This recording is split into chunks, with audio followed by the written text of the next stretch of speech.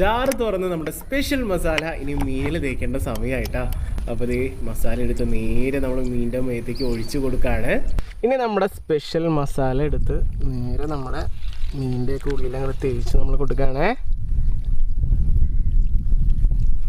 മസാല ഉണ്ടാക്കുമ്പോൾ ഇതിന് ഈ കറക്റ്റ് കൺസിസ്റ്റൻസിയിൽ ഉണ്ടാക്കിയിരുന്നു കേട്ടോ. കുറച്ച് മസാല എടുത്ത് ഇതിൻ്റെ ഉള്ളിലൊക്കെ തേച്ച് കൊടുക്കാം കേട്ടോ. വയറിൻ്റെ ഒക്കെ ഉള്ളിലേക്ക് നല്ല രീതിക്ക് മസാലയൊക്കെ കയറി കഴിഞ്ഞാൽ മീറ്റിനൊക്കെ നല്ല ടേസ്റ്റ് ആയിരിക്കും. അങ്ങനെ ഒരു സൈഡ് കഴിഞ്ഞു, അടുത്ത സൈഡ്. അങ്ങനെ രണ്ടാമത്തെ സൈഡും നമ്മളത് ഈ മസാല എടുത്ത് ഒഴിച്ച് തേച്ച് സെറ്റാക്കുകയാണേ.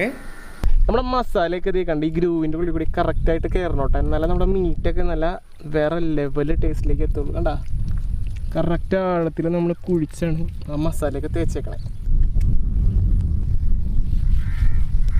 ഇനിയാണ് മക്കളെ ഒരു